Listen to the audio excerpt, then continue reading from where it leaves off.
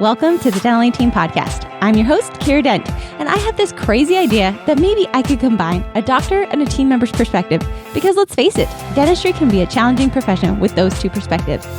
I've been a dental assistant, treatment coordinator, scheduler, biller, office manager, regional manager, practice owner, and I have a team of traveling consultants where we have traveled to over 165 different offices coaching teams. Yep, we don't just understand you, we are you. Our mission is to positively impact the world of dental, and I believe that this podcast is the greatest way I can help elevate teams, grow VIP experiences, reduce stress, and create A-teams. Welcome to the Dental Team Podcast.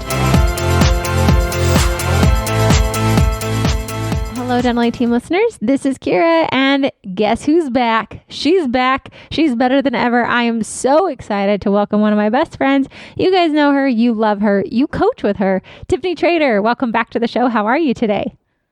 Thank you. I'm so good. I'm so excited to be here. I love doing these with you. Yeah, absolutely. And I did make sure I was like extra awesome on your intro because I know you listen for them every time of what am I going to say. So I tried to pep it up a little bit today for you, you know. I appreciate that. And I do. And I love that they're always different. Every time it can't be the same. Well, I can't remember what I say every time. That's one problem. And the second one is I got to shake it up, keep you on your toes. And there's always a lot of goodness about you. So today I did, when I started out with Guess Who's Back, I almost busted into a little like AC/DC Back in Black for you. So maybe next time I'll sing. But I love it. Yes. So you and I have had a little extra home time. It's given us a lot of time to think, rethink, come up with new plans, but you've been having massive breakthroughs on your own personal life over there. Kind of walk us through like some of the things you're doing in the morning that have really helped reset. I loved your phrase that you did last week of mindset reset. I've thought about a ton. What are some of those things you're doing right now in your personal life that have made this change in your life? Our whole schedules have been upheavaled. What have been some things that have really like, you've maximized this? I just was on a call with you and you were like glowing and beaming with how great things have been for you during this time of a changed of life. Walk me through some of the things you've been doing that you really love to do. Yeah, for sure. I think first and foremost is just, I have leadership call with some clients that I had today, and I talked with them about like making sure that we're viewing everything as it's happening for us and not to us. And so I think that I've just really had that mindset, like all this whole thing, everything that's happening, life being upheaval, like what has this been for? What has it brought for me rather than what is it doing to me? So keeping my limiting beliefs aside. So first and foremost, I think about that all the time. Like, what is this doing for me? What can I do with all of this time that I'm not normally able to do? And one of those things that I'm not able to commit to fully, or I don't allow myself to commit to fully when I'm traveling, is a morning routine. Mm-hmm. And just like making sure I'm devoting time to myself as soon as I wake up and moving my body as soon as I wake up. So I've been doing these little 10-minute yoga sessions in the morning. I found this girl on YouTube, and now my phone, like I've done it so many times, my phone just reminds me as soon as I wake up, she's got like a new one that pops up. So I haven't done the same one at all yet. And I'm like, I think today was my 8th day. So I'm a week strong. Nice. But that's, yeah, like waking up and just devoting that time. So I've been doing my yoga, and then I do a 10-minute meditation. And then I've actually been running. I've ran every day for the last 8 days, and that's been very clearing for me, just getting back to quote unquote healthy, what I consider healthy. And those are things that, like I said, I use the excuse of, well, I'm on a different time zone, I'm tired, or I have to be at the office early, whatever. I'm in a hotel, I don't know the area. Like all of these things come up for me when I'm traveling that I just like, I'll just do it when I get home. And you can't take 3 to 4 days off every week and consider something a habit. So Yep. It's a little bit of a little oops in there. Like it's not working out so strong.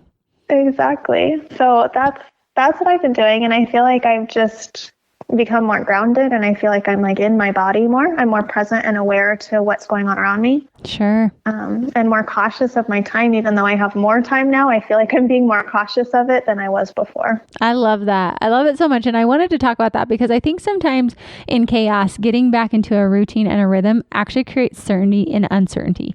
It's something you can count on. You know, in the morning, you're going to wake up, you're going to meditate, you're going to yoga, you're going to run, and that just gives you a sense of clarity, a sense of direction, and it starts your day off without even having to think. I think right now it's minimizing the decisions we have to make. It's simplifying our lives, because when there's uncertainty, that's when we lean heavily on those routines and those the processes that get us through day to day. Something else you told me earlier, and this might be going super personal, so don't go personal. That's not what I'm asking for. If you've also been journaling, and I'm super intrigued because journaling, I remember, gosh, it was probably like 7 to 10 years ago now. And somebody asked me, I think it was a Mary Kay rep. So like, this has been quite a while. This was college time. So at least 10 years ago. And I remember she asked me like these dumb questions. It was so stupid, but it stuck with me. And she asked me, she said, if there was one thing, what's your most prized possession? And at that time I said it would be my journal. And I used to journal heavily. I would write in my journal all the time. And I feel like I ebb and flow through journaling. But right now I think journaling is super powerful and super helpful. And so I'm curious, Tiff, I know you've been doing a lot of journaling. Do you have any thoughts on journaling right now and what that like clarity cleansing? For me, it was always like my dump to allow my thoughts to clear and to be able to see clarity when I was always jumbled up. Like I used to write religiously, and I have so many journals, and they're handwritten journals, not on digital, that I used to do. And I try to do it now. It's not quite the same as what I used to do. But Tiff, do you have any thoughts on journaling? Yeah, for sure. And you're right. That is something that I've done almost every day as well, is the journaling. First off, I think that I've struggled in the past with journaling because I think of it as like that 8-year-old version of me who wanted a diary to like write down what she did today. Totally. And like lock right? it up and then like hide the key so nobody can read about the boy you have a crush on. Yeah, exactly. That was me. So that was like our introduction to journaling. And so then you like open it up and you're like, well, I don't know what to write about. I don't care about anything that I did yesterday. And I'm married. So like, what difference does it make? And so we open it up and it's this blank space of like, I don't know what to create here. So one thing I've always done through this journaling process is gratitude.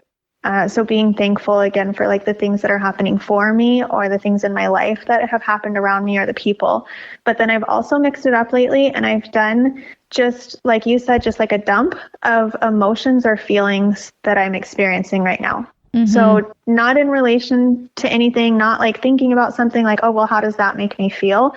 But just like, hey, right now in this moment, I feel fearful, I feel happy, I feel joyful, I feel scared. And all of those came up for me today at the same time. So like being consciously aware of the feelings that you're trying to process so that you can give them the attention that they deserve and actually process them. That's been my journal experience. And I found the last couple of days, as I do journal those emotions or feelings, other stuff comes out, and I'm actually seeing areas of my life that are changing and shifting, or views that I've had of myself in specific areas where I've been super hard on myself about something and it wasn't even real. That happened for me today. Like this thought that this pressure I put on myself wrapped around a thought.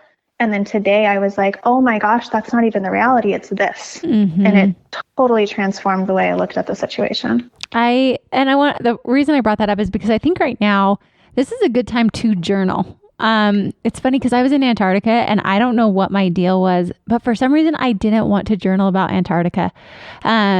I don't know what it was. Like I've got this like block and I'm like, I want to remember every detail of Antarctica, but I got into this block of I didn't want to journal at all. So I literally have gone a couple of weeks, where I just haven't written anything, but I feel like right now, just opening up those blank pages and writing everything you're feeling, it's so cleansing for the soul because it allows you to get everything out of you.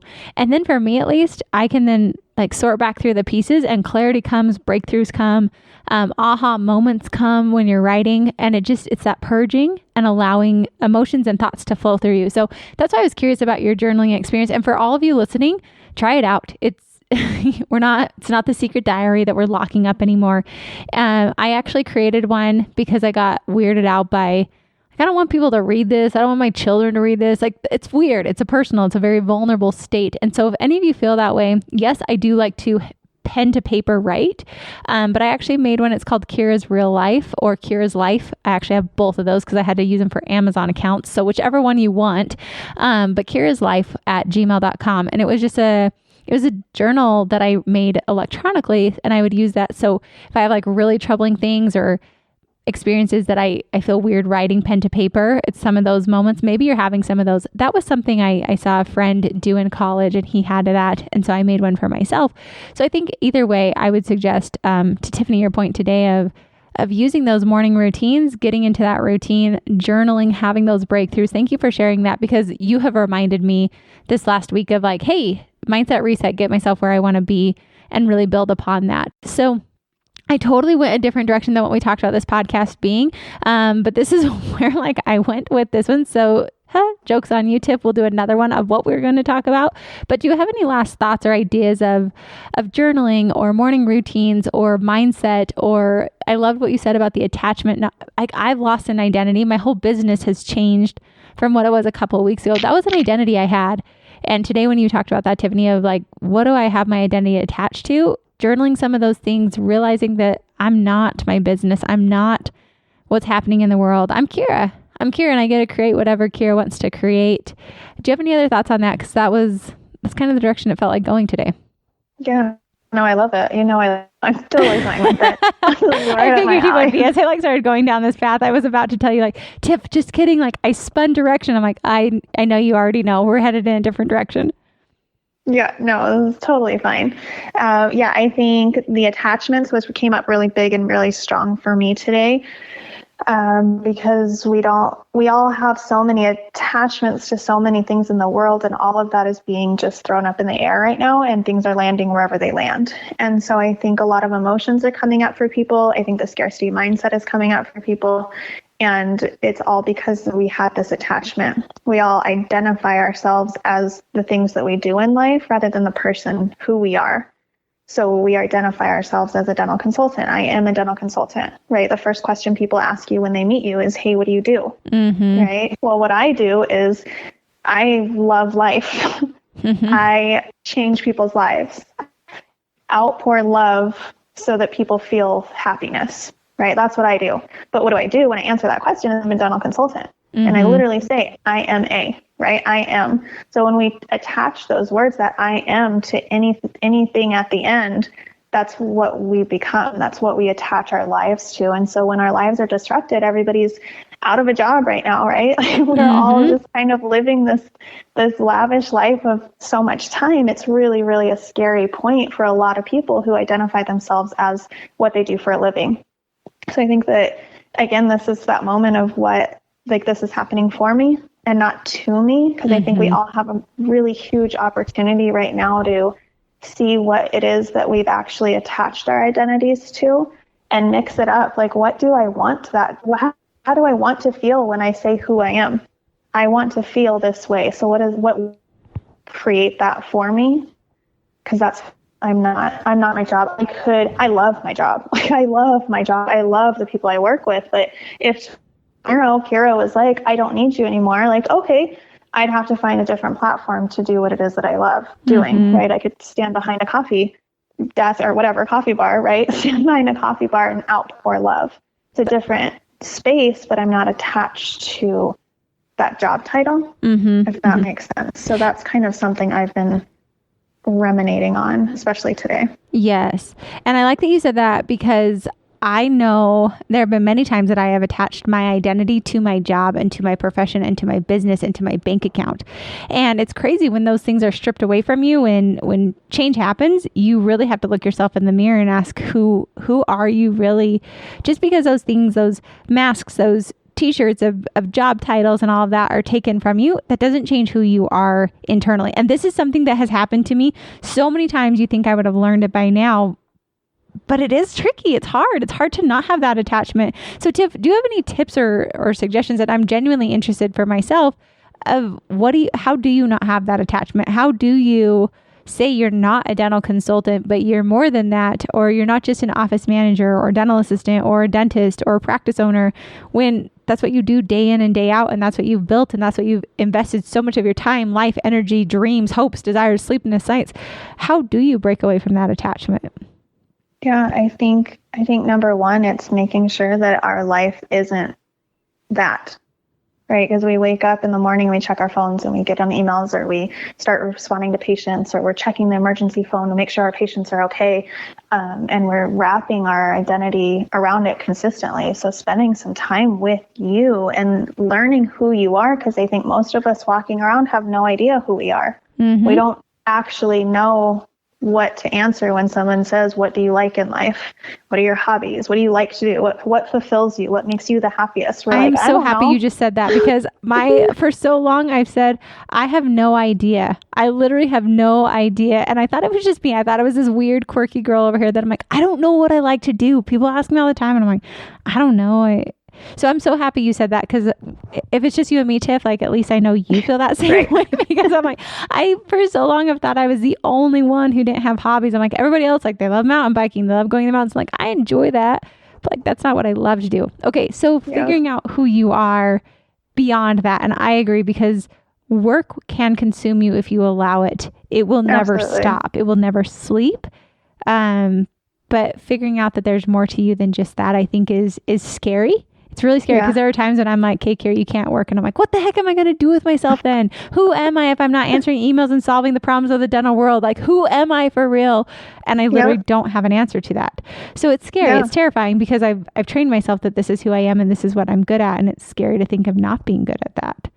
Yeah. And I think that's like a paradigm shift for you, because just because you're not doing it doesn't mean you're not good at it. It just means that you're spending your time doing something else. So I consistently think about, where is my brain right now? Like, what am I spending my brain power on? Because whatever I'm thinking about, that's going to be my reality. And so my reality is like really digging in and figuring out what are the truths in life that bring me happiness and fulfillment. Right? What are the things that make me the happiest? When I'm doing XYZ, I am the happiest. And what does that look like as action, but also as emotions? And just disassociating myself with the attachment of a thing. So what I identify with helping other people, right? So dental consulting is easy for me in that aspect, right? But I could do it in so many different capacities. So just figuring that out, like, what is it at a core? Why do I like my job? So think about that. Like, why do you love owning a business? Like, those are the cores of who you are. It's the characteristics that make up that business model that are who you are. So then aligning with it. And I think quiet time, I think meditation is like the newfound overrated word right now, because everybody's always talking about it and people are probably tired of hearing it. I know that for me, I was like, okay, like, I get it. But let's like talk 2 years ago. You're like, I don't really do meditation. This isn't my thing. And I remember we'd even sit in DSI meetings to meditate, and I'd look over at you. Your eyes are wide open and you're writing in your journal. And I was doing emails, right? I was like doing emails. As I'm like, I don't have time for this, right? And it doesn't do anything for me, but it does, because it gives you, it's literally just quiet. It doesn't have to be meditation. It could just be sitting up on your bed for 10 minutes before you go out into the world. Okay, that is one of the hardest tasks. I've had to do that. Like, literally sit there, no phone, no email, no nothing, and sit there and see if you can do it for 10 minutes. You will watch every single second pass by like it's an eternity, because you're like, what the heck do I do if I'm not busy doing the business? Exactly. But that's where you figure yourself out. That's where the truths come out, and where you really find who you are. So I know for me in the morning, for the first hour of being awake, I always look at the time. As soon as I wake up, I look at the time and I swipe all notifications away.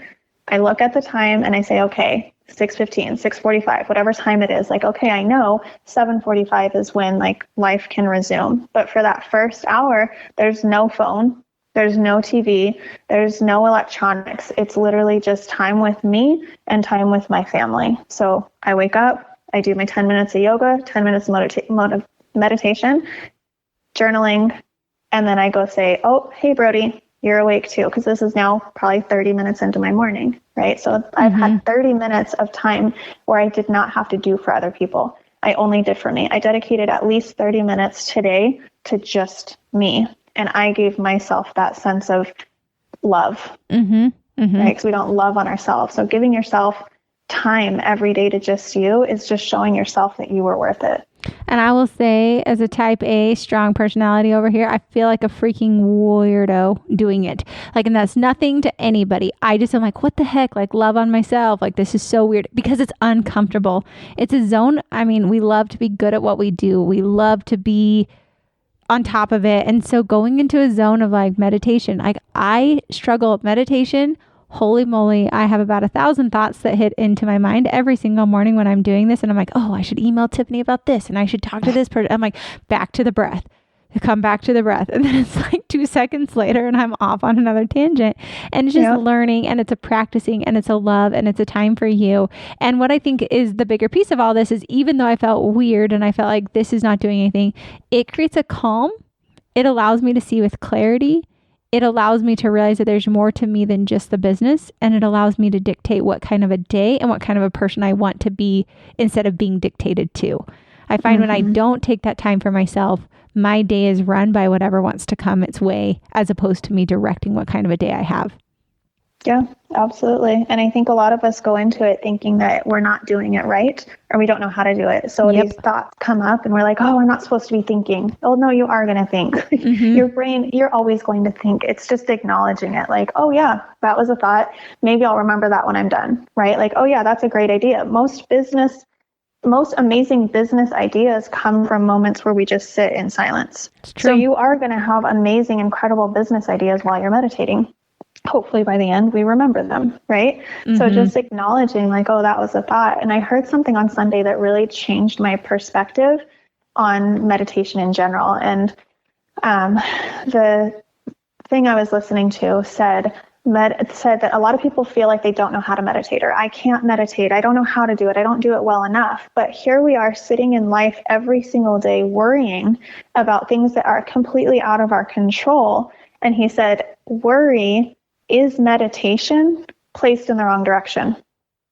So we sit for how many hours a day worrying about things that are happening around us or to us.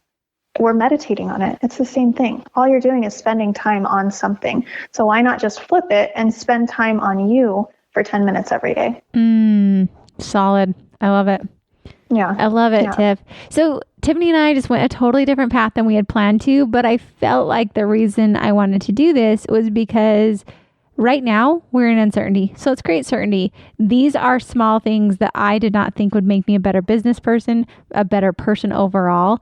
And yet, true testament, Tiffanie and I are both sitting here today with hundreds of other team members, offices, doctors, team members, you name it, doing these things. So get your routine, journal out, find your meditation, and also looking at that attachment and realizing, who are you? And this is going to be a journey. It's going to be a process, and it's not going to happen overnight, and it's not going to be solved in one quick time thinking on meditation. It will be a process and a journey, but one that, and it's funny, we have 24 hours in a day, and yet we think 30 minutes or 10 minutes or an hour. Oh gosh, that's giving up so much time, when I'm like, whoa, if we can't give that much time to ourselves, we've got our priorities really, really funky. So working on that, start slow. Today mine was 6 minutes, guys. That's all the time I did in the morning because I did not want to get out of bed before I had calls at 6 a.m. So mine was 6 minutes. I did a quick 1 minute meditation, a quick workout, quick journaling. That was my morning. I think Tiffany's day probably started out a lot differently than mine did. Just make sure you guys take time for that. So Tiff, thanks for pivoting and switching gears, sharing what you're doing right now. All of you offices, please, please, please, please take this, implement at least one thing today. It's that 1% improvement every day is going to really, really add up at the end of the day. It's not doing the sprints. It's actually holding strong for the marathon through this. So Tiff, as always, thanks for being one of my faves, one of the fan faves, and also just one of my best friends that helps me continue to grow and evolve as a person and really realizing what this life is all about. So thanks for being on the podcast and doing this with me today. Absolutely. Thanks for taking it in this direction. You know, it lights me up. Of course. All right, Dental Team listeners, this is Miss Tiffanie Trader. And for all of you listening, thanks for listening. And we'll catch you next time on the Dental Team Podcast. And that wraps it up for another episode of the Dental Team Podcast. Thank you so much for listening, and we'll talk to you next time.